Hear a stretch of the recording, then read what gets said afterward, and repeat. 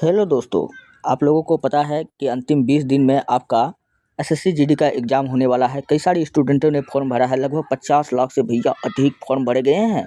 अगर आपने भी फॉर्म भरा है तो अब जा कर के प्लीज़ जा कर के चेक कीजिए किन-किन लोगों का फॉर्म रिजेक्ट हुआ है, उन सारी की जानकारी आपको वहाँ पर मिल जाएगा।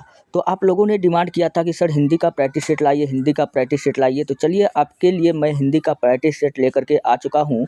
चलिए एक-एक क्वेश्चन हम लोग कर लेते हैं। ये सारे क्वेश्चन पूछे हुए प्रश्न हैं जो आपके एग्ज़ाम में एसएससी ने पूछ चुका है जीडी। तो वही क्वेश्चन को हम लोग करने वाले हैं। चलिए क्वेश्चन है, इंद्र शब्द का स्त्रीलिंग रूप क्या होगा? दोस्तों इंद्र का जो स्त्रीलिंग रूप पूछेगा क्या होगा, तो वो क्या होगा? इंद्राणी हो जाएगा। क्या हो जाएगा? इंद्र की रानी इंद्राणी होता है। अच्छा, कई बार और भी क्वेश्चन पूछा जाता है काजल शब्द जो है स्त्रीलिंग है कि पुल्लिंग है? काजल शब्द जो है स्त्रीलिंग है कि पुल्लिंग है? दोस्तों काजल जो है ना, काजल वो पुल्लिंग शब्द है। क्या है? काजल पुल्लिंग है, क्योंकि काजल को जो है पुरुष भी लगाता है और महिला भी लगाती है, इसलिए काजल जो है क्या है? पुल्लिंग है। आपने गाना सुना होगा, तूने काजल लगाया दिन में रात हो गई, यानी कि काजल क्या है? पुल्लिंग है, तभी तो लगाया कह रहा है। नेक्स्ट अगला प्रश्न आपके सामने में है। अगला प्रश्न है, ऊ ध्वनि का उच्चारण स्थान क्या है? तो उच्चारण स्थान यहाँ से पूछ रहा है कि हर्षऊ का उच्चारण स्थान क्या होगा? इसका मैंने कंप्लीट वीडियो बना रखा है, आप प्लेलिस्ट में जाइए, वहाँ पर जा कर के सर्च कर सकते हैं हिंदी का प्लेलिस्ट में, वहाँ आपको मिल जाएगा। उच्चारण स्थान का एकदम शानदार ट्रिक बताए हैं। अकु विसर कंठराम पुकारो, इचियस भी है तालू राम, रिटरस पुकारे मूर्धा जी, लित्रस जानो दंत जी, उप आते हैं ओष्ठ में। तो यहाँ ट्रिक आपका मिल गया कि उप आते हैं ओष्ठ में, तो उप का हो जाएगा हर्षऊ और दुर्घऊ, हर्षऊ और दुर्घऊ। ये सब किसमें इसका उच्चारण स्थान क्या है? ओष्ठ है। प साथ ही प प ब भ म, इस सब का उच्चारण स्थान क्या है? क्योंकि आपको पता रहेगा उप आते हैं ओष्ठ में, तभी तो आप बना पाइएगा। और इसलिए इसका उप का जो ऊ का जो उच्चारण स्थान क्या हो जाएगा? ओष्ठ हो जाएगा। यहाँ ऑप्शन नंबर बी क्या हो जाएगा? बिल्कुल राइट हो जाएगा। चलिए बढ़ते हैं नेक्स्ट। अगला प्रश्न आपके सामने में है, सूर्योदय का सही संधि विच्छेद क्या है? सूर्योदय का सही संधि विच्छेद होगा सूर्य जोड़ उदय। क्या हो जाएगा? सूर्य जोड़ उदय। खोजिए ऑप्शन में हमको कहाँ दिख रहा है, तो ऐसा लिखा हुआ हमको ऑप्शन सी में मिल रहा है, तो ऑप्शन सी क्या होगा? बिल्कुल राइट होगा। नेक्स्ट अगला प्रश्न आपके सामने में है, अगर मगर करना का अर्थ है। यहाँ एक मुहावरा पूछ लिया गया है कि अगर मगर करना मुहावरे का क्या अर्थ होता है? तो इसका अर्थ होता है कि बहाना बनाना। कोई व्यक्ति कहता है ना कि बहुत अगर मगर कर रहा है, इसका मतलब क्या होता है? कि बहाना बनाना होता है। ऑप्शन नंबर बी क्या होगा? राइट होगा। नेक्स्ट अगला प्रश्न आपके सामने में है, दयानंद में प्रयुक्त संधि का नाम है। दयानंद में देखिए कौन सा संधि है? तो दयानंद में जो है दयानंद, दया जोड़ आनंद। क्या हो जाएगा? दयानंद को अगर आप खंडन कीजिएगा तो दया जोड़ आनंद क्या होता है? दयानंद होता है। तो दया में देखिए दया आ क्या है? आ है, और इधर भी क्या है? आ है, यानी कि ये स्वर स्वर का मेल है। तो स्वर स्वर का मेल किस संधि में होता है? दीर्घ संधि में होता है। तो ऑप्शन नंबर सी क्या हो जाएगा? बिल्कुल राइट हो जाएगा। नेक्स्ट अगला प्रश्न आपके सामने में है कि सन्मति का सही संधि विच्छेद है। सन्मति तो होता है सत्य जोड़ मति, इसको हम लोग क्या कहते हैं? सन्मति कहते हैं। तो ऑप्शन नंबर बी क्या हो जाएगा? बिल्कुल राइट हो जाएगा। तो सत्य जोड़ तो में देखिए क्या है? तो में देखिए अ है। क्या है? अ है, और इधर भी क्या है? अ है। तो अ जोड़ अ किसमें? स्वर संधि में होता है। तो इसका भी ऑप्शन नंबर क्या हो जाएगा? बी हो जाएगा। चलिए नेक्स्ट अगला है, पवन का सही संधि विच्छेद है। पवन का क्या हो जाएगा? पो जोड़ अन होगा। क्या होगा? पौ जोड़ अन होगा। तो पौ जोड़ अन हमको कहाँ दिख रहा है? ऑप्शन सी में दिख रहा है कि पवन में पवन, ऑप्शन सी क्या होगा? राइट होगा पवन का। चलिए नेक्स्ट अगला है, उत जोड़ हार के योग से कौन सा शब्द बनेगा? उत जोड़ हार, उत जोड़ हार तो को दोस्तों आधा तन है, तो इसलिए हो जाएगा उत, तो में क्या है? अ है, तो उद्धार क्या बन जाएगा? उद्धार बन जाएगा। तो ऑप्शन नंबर बी क्या होगा? बिल्कुल राइट होगा। नेक्स्ट प्रश्न, अगला प्रश्न आपके सामने में है, पर्यावरण का सही संधि विच्छेद है।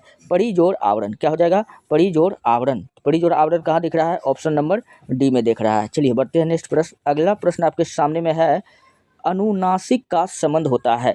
अनुनासिक व्यंजन हम लोग उन व्यंजन को कहते हैं, आप लोग ध्यान से सुनिए, जिसको हम लोग नाक और मुंह दोनों की सहायता से बोलते हैं, उसको हम लोग क्या कहते हैं? अनुनासिक व्यंजन कहते हैं। अनुनासिक व्यंजन क्या होता है कि प्रत्येक वर्ण का, हाँ प्रत्येक वर्ग का, जैसे कवर्ग वर्ग का हो जाएगा अंतिम लेटर, पांचवा लेटर, तो अंग हो जाएगा, चौथा दो क्या हो जाएगा, यो हो जाएगा। टोठा दो क्या होगा, मूर्धन्त न होगा। तोथा दो क्या होगा, दंत न होगा। तो ये सब प फ ब भ का म होगा। तो जितना भी पाँचवां अक्षर है वो सब कौन सा व्यंजन, हाँ कौन सा व्यंजन है, तो आपको बताया अनुनासिक व्यंजन है। कौन सा है, अनुनासिक व्यंजन है। तो इसका ऑप्शन नंबर बी क्या हो जाएगा, बिल्कुल राइट होगा। नाक और मुंह दोनों से इनका उच्चारण स्थान होता है। नेक्स्ट अगला प्रश्न है, अनुनासिक व्यंजन कौन कौन से होते हैं।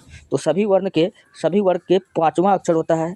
अभी जस्ट बताया, क हो जाएगा, चौथा दोदो में य हो जाएगा, टोठा दोदो में मूर्धन्त होगा, तोथा दोदो में न होगा, और प फ ब भ में क्या हो जाएगा, प फ ब भ में म होगा। ये सब क्या है, अनुनासिक व्यंजन है, यानी प्रत्येक वर्ग के पाँचवां अक्षर।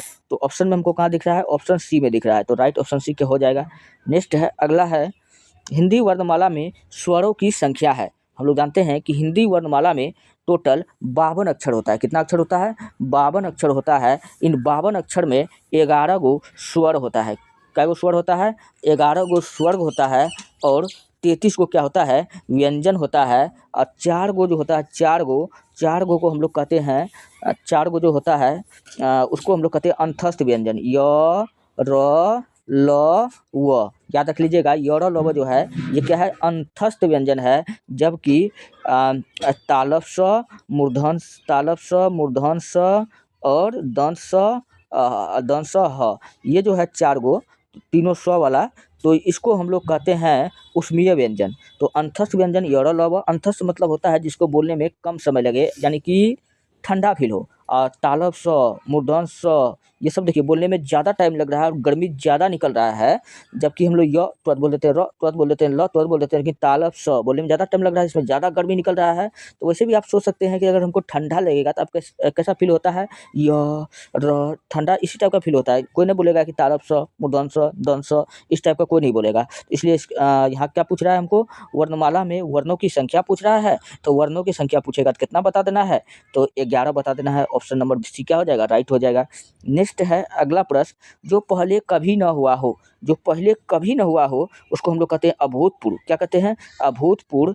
जो पहले कभी न हुआ हो, अभूतपूर्व। चलिए बढ़ते हैं। नेक्स्ट अगला प्रश्न आपके सामने में है, जो कहा न जा सके, जो कहा न जा सके अकथनीय, क्या कहते हैं, उसको कहते हैं अकथनीय। जो कहा ही नहीं जा सकेगा उसको कहेंगे अकथनीय। नेक्स्ट अगला प्रश्न आपके सामने में है, समय की दृष्टि से अनुकूल, समय के दृष्टि से अनुकूल क्या है। तो अनुकूल जो होता है इसका अर्थ पूछ रहा है।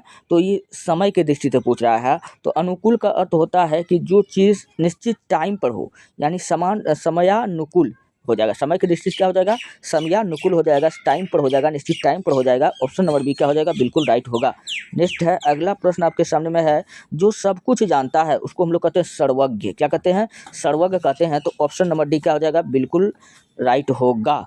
और चलिए बढ़ते हैं। नेक्स्ट अगला प्रश्न आपके सामने में है, जिसकी गर्दन सुंदर हो, जिसकी गर्दन सुंदर हो, यह मुहावरा का अर्थ होता है सुग्रीव। क्या होता है, सुग्रीव का अर्थ क्या होता है कि जिसकी गर्दन सुंदर हो, उसको हम लोग क्या कहते हैं, सुग्रीव कहते हैं। नेक्स्ट अगला प्रश्न आपके सामने में है, पुरुष एवं स्त्री का जोड़ा, पुरुष एवं स्त्री का जोड़ा क्या कहलाता है। तो पुरुष और स्त्री का जोड़ा कहलाता है पति पत्नी, दंपति, युगल, युग्म। क्या कहलाता है, उसको हम लोग दंपति कहते हैं। क्या कहते हैं, दंपति कहते हैं। तो ऑप्शन नंबर बी क्या होगा, राइट होगा। यहाँ पति पत्नी का जोड़ा ना पूछ रहा है, तो पुरुष का मतलब भी पति हो गया, तो इसलिए इसको नहीं लगाना है। क्या लगाना है, ऑप्शन नंबर बी लगाना है, दंपति।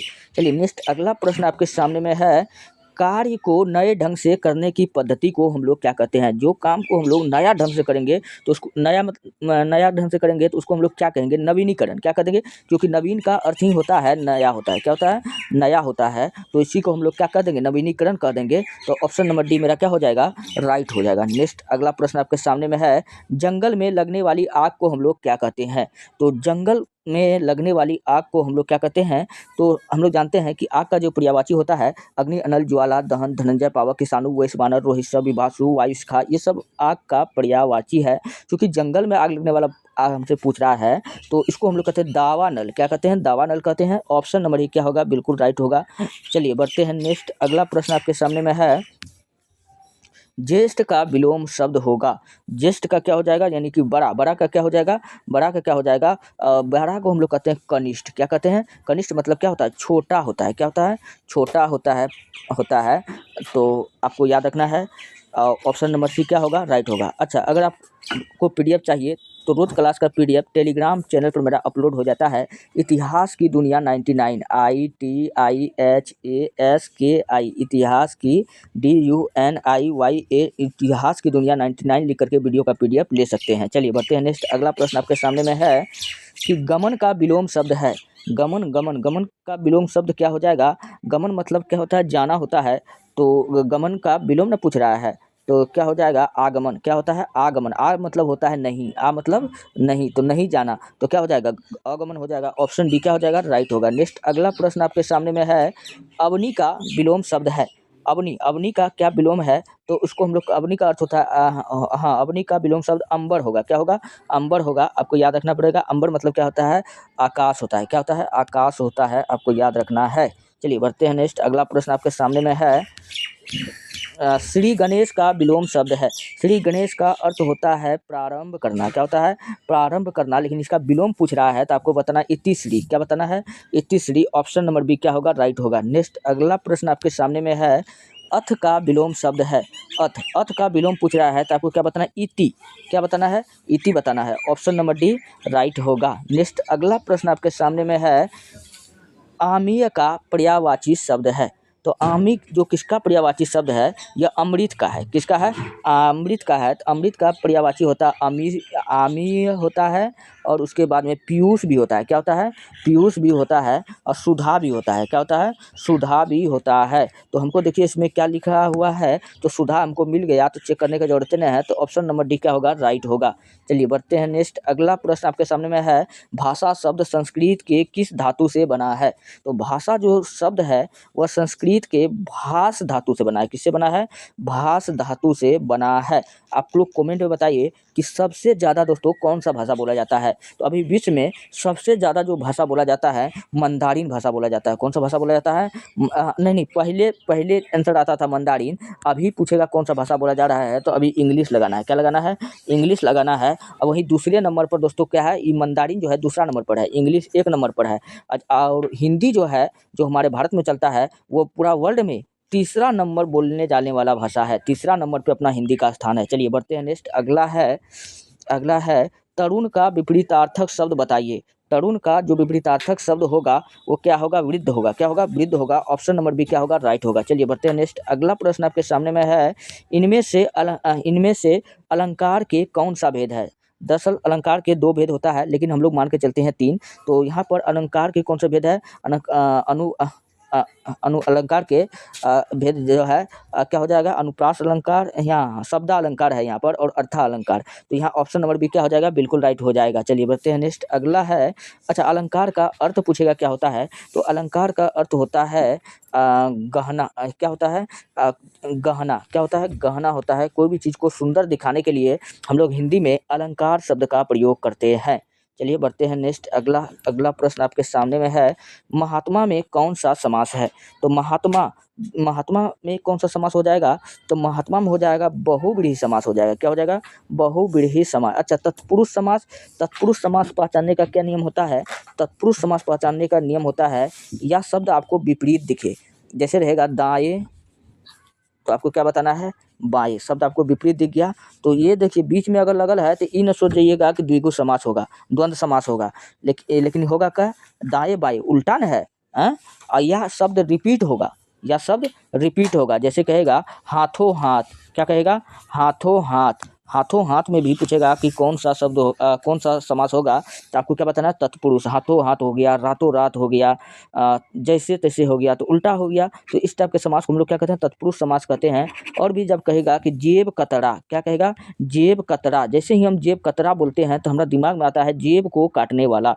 तो ऐसा भी शब्द बनेगा, तो आपको क्या याद लगाना है? तत्पुरुष समास लगाना है। जैसे कहेगा कि वनवास, तो आप क्या बोलिएगा? वन में रहने वाला। तो वनवास यानी तत्पुरुष समास हो जाएगा। फिर कहेगा घुड़सवार, तो आपको ऑटोमेटिक दिमाग में आएगा कि घोड़े पर सवार। तो इस टाइप का जब भी वर्ड मिले तो ये भी किस समास में आता है? तो तत्पुरुष समास में ही आता है। चलिए बढ़ते हैं नेक्स्ट। अगला प्रश्न आपके सामने में है, दिए गए शब्दों में शुद्ध वर्तनी वाला शब्द है, यहाँ पर खोजिए कौन सही लिखा हुआ है। तो क्या हो जाएगा, सर्वोत्तम लिखा हुआ है, यहाँ गलत है। यहाँ पर पॉइंट होता हाँ, कीर्ति महर्षिकार होता है, तो यहाँ भी गलती है। स्रोत यहाँ लिखा हुआ बिल्कुल सही है, तो ऑप्शन सी क्या हो जाएगा, बिल्कुल राइट हो जाएगा। चलिए बढ़ते हैं नेक्स्ट। अगला प्रश्न है, इनमें से कौन सी शब्द अशुद्ध है। यहाँ पर गलती हमको चुनना है। तो कलश, कलश क्या है, सही है लिखा हुआ, नहीं कलश भी क्या है, गलती है। तो कलश पुण्य, पुण्य, हाँ पुण्य बिल्कुल राइट है। तो ऑप्शन नंबर बी क्या हो जाएगा, राइट होगा। तो ये शब्द क्या है, शुद्ध जो है, पुण्य है जो है गलती है। तो निम्न में से कौन सी शब्द शुद्ध है, यहाँ शुद्ध हमको छांटना है। तो शुद्ध में कौन सा है, भस्म, भस्म को ऐसे नहीं लिखते हैं, ये भी गलत है। हिंदू, हिंदू को भी हम ऐसे नहीं लिखते हैं। चिन्ह को भी ऐसे नहीं लिखते हैं। प्राण जो है बिल्कुल सही लिखा हुआ है, तो ऑप्शन डी क्या हो जाएगा, राइट हो जाएगा। चलिए बढ़ते हैं नेक्स्ट। अगला है, निम्न में से अल्पप्राण कौन से वर्ण है। तो अल्पप्राण जो वर्ण होता है, किसी भी वर्ग का पहला और तीसरा वर्ण क्या होता है, पहला और तीसरा वर्ण। जैसे क ख का पहला वर्ण क्या है, क है, उसके बाद में ग है, तो क और ग क्या हो जाएगा, अल्पप्राण हो जाएगा। च छ में कौन अल्पप्राण होगा, च हो जाएगा। छ नहीं होगा, छ तो दूसरे है, तो ज हो जाएगा। च और ज ये सब क्या है, अल्पप्राण है। चलिए बढ़ते हैं, किसी भी वर्ण का तीसरा वर्ण जो होता है क्या होता है, अल्पप्राण होता है। चलिए बढ़ते हैं नेक्स्ट। अगला प्रश्न है, गिरीश में कौन सा संधि है। तो गिरीश हो जाता है गिरी जोड़ इस, क्या हो जाता है, गिरी जोड़ इस हो जाएगा। तो गिरी में क्या है, हर्षई है और हर्षई है, तो ये क्या हो जाएगा कि गिरी दुर्गई है। दुर्गई में दुर्गई यानी स्वर में स्वर का मेल जो होता है, दीर्घ संधि होता है, क्या होता है, दीर्घ संधि होता है। तो ऑप्शन नंबर बी क्या हो जाएगा, राइट हो जाएगा। चलिए बढ़ते हैं नेक्स्ट। अगला प्रश्न आपके सामने में है, इनमें से कौन सी विपरीतार्थिक शब्द पतझड़ का अर्थ है। यहाँ पतझड़ का अर्थ आपको खोजना है। तो पतझड़ का जो अर्थ होता है वो क्या होता है, बसंत होता है, क्या होता है, बसंत होता है। तो ऑप्शन नंबर ए क्या हो जाएगा, बिल्कुल राइट हो जाएगा। चलिए बढ़ते हैं नेक्स्ट। अगला प्रश्न आपके सामने में है कि अनवत शब्द में प्रयुक्त उपसर्ग है। अवनत शब्द में उपसर्ग हमको छांटना है। तो अवनत में कौन सा उपसर्ग है, तो अब उपसर्ग, उपसर्ग वो होता है जो किसी शब्द के पहले लगकर, जो किसी उप मतलब क्या होता है, पहले होता है, तो जो किसी शब्द के पहले लगकर उसका अर्थ को परिवर्तन ला देता है, उसको हम लोग क्या कहते हैं, उपसर्ग कहते हैं। तो हम लोग यहाँ देख सकते हैं कि अवनत है, तो अवनत का क्या हो जाएगा, अब जोड़ नत, तो में हलंत होगा। तो अब इसमें कौन सा उपसर्ग हो जाएगा, पहले क्या है, पहले अब ने लिखा हुआ है, अब जोड़ नत क्या हो जाएगा, अब जोड़ नत क्या हो जाएगा, अवनत हो जाएगा। तो इसमें कौन सा उपसर्ग हो जाएगा, पहले तो अब ने लगा हुआ है, तो अवनत हो जाएगा। चलिए बढ़ते हैं नेक्स्ट। अगला है, सावधानी शब्द में प्रयुक्त प्रत्यय है। यहाँ पर सावधानी में कौन सा प्रत्यय है, तो सावधानी प्रत्यय कर रहा है, तो प्रत्यय किसी भी शब्द के पीछे लगता है, क्या लगता है, पीछे लगता है। तो यानी क्या है, सावधानी, तो सावधान जोड़ ई सावधानी, तो यहाँ क्या हो जाएगा, हर से ये हो जाएगा, ई प्रत्यय हो जाएगा। ऑप्शन नंबर डी क्या होगा, राइट होगा। नेक्स्ट अगला प्रश्न आपके सामने में है, शुद्ध वर्तनी का चयन कीजिए। इसमें कौन सा शुद्ध लिखा हुआ है, आपको खोजना है। यहाँ देखिए, कृपा ये गलत लिखा हुआ है, कृपा ये सही लिखा हुआ लग रहा है। हाँ, ऑप्शन सी देख सकते हैं, ये भी गलत लिखा हुआ है, ये करप लिखा हुआ है। तो ऑप्शन बी क्या होगा, राइट होगा, शुद्ध यही लिखा हुआ है। चलिए बढ़ते हैं नेक्स्ट। अगला प्रश्न आपके सामने में है, जाके पाँव न फटे विवाही शोक क्या जाने पीर पराई का अर्थ। इसका अर्थ होता है, जिसके ऊपर बीतती है वही जानता है, जिसके ऊपर बीतता है वही जानता है। और कहा जाता है कि जो उस चीज़ को अनुभव किया है उससे बेहतर कोई नहीं बता सकता है, इसलिए जिसके ऊपर बीतता है वही जानता है, इसका राइट आंसर होगा। नेक्स्ट अगला है, मतैक्य में कौन सी संधि है। तो मतैक्य में कौन सा संधि हो जाएगा, मतैक्य का को अगर हम तोड़ेंगे तो ये हो जाएगा मत जोड़ एक, क्या हो जाएगा, मत जोड़ एक, मत जोड़ एक के क्या हो जाएगा, मतैक्य हो जाएगा। तो मतैक्य में क्या हो रहा है, इसको अगर हम लिखते हैं तो देखिए यहाँ पर 2 गो टिक्की है ना। तो क्या हो रहा है कि एगो मतैक्य ऐसे तो लिखते हैं, म तो एक आधा को ऐसे नहीं लिखते हैं, 2 गो टिक्की हो जाता है। तो यानी क्या हो गया, वृद्धि हो गया, क्या हो गया, एगो तो ऐसे लिखे हैं, एगो और डाल दिए हैं, तो वृद्धि हो गया है। तो मतैक्य में कौन सा संधि हो जाएगा, तो वृद्धि संधि हो जाएगा। तो ऑप्शन बी क्या होगा, बिल्कुल राइट होगा। ठीक उसी प्रकार अगर आपसे पूछा जाए कि एकैक में कौन सा संधि होगा, एकैक में कौन सा संधि होगा, तो एकैक को भी हम लोग कैसे तोड़ेंगे, एक जोड़ एक, कैसे तोड़ेंगे, एक जोड़ एक तोड़ेंगे। तो एकैक में कौन सा संधि हो जाएगा, तो वृद्धि संधि हो जाएगा। ऑप्शन नंबर बी क्या होगा, राइट होगा। नेक्स्ट अगला प्रश्न आपके सामने में है, निम्नलिखित में तत्सम शब्द का चयन कीजिए। तत्सम आपको खोजना है कि वो शब्द जो आजकल संस्कृत का शब्द है, लेकिन संस्कृत का शब्द है, आपको खोजना है कि वर्षा, आंसू, हाथी, बारात। हाँ, यहाँ यहाँ हम लोग देखें तो बारात जो है यहाँ बारात नहीं, बारात जो है यह जो है देसी शब्द है, देशज शब्द है, तो बारात तो होगा नहीं। और वर्षा जब हम देखें तो ये वर्षा पर्यायवाची शब्द है जो बादल का होता है। तो ऑप्शन नंबर ए यहाँ पर क्या हो जाएगा, बिल्कुल राइट हो जाएगा। आंसू तो हिंदी शब्द है, हाथी भी हिंदी शब्द है, तो यहाँ संस्कृत का शब्द एक ही दिख रहा है कि वर्षा दिख रहा है। और वो तद्भव क्या होता है, तद्भव तत्सम के बिगड़े रूप को हम लोग क्या कहते हैं, तद्भव कहते हैं। क्या कहते हैं, तत्सम के बिगड़े रूप को हम लोग तद्भव कहते हैं। अब इसी में अगर आपसे पूछ देगा कि किताब, किताब पूछेगा कौन सा शब्द है, तो किताब हो जाएगा देशज। हम लोग देश में बोलने जाने वाला ये शब्द है। लेकिन जैसे कह देगा पोथी, क्या कह देगा, पोथी, तो पोथी जो हो जाएगा ये क्या है, देखिए ये जो है देसी भाषा है, तो ये देसी ये देशज हो जाएगा। लेकिन जब इसी को कह देंगे किताब हो गया, ठीक है, तो इसका बिगड़ल रूप है, किताब का क्या हो गया, बिगड़ल रूप है। जैसे किसी आदमी का नाम है अमर, तो उसको कहता है अमरवा, तो इसका मतलब क्या होगा, उसका वो बिगड़ल रूप है। जैसे ही बिगड़ल रूप होगा तो वो क्या हो जाएगा, तत्सम नहीं तद्भव हो जाएगा। क्या हो जाएगा, तद्भव हो जाएगा। चलिए बढ़ते हैं नेक्स्ट। अगला प्रश्न आपके सामने में है, यथार्थ में कौन सी संधि है। तो यथा जोड़ अर्थ, यथार्थ को अगर हम तोड़े तो क्या निकलेगा, यथा जोड़ अर्थ निकलेगा।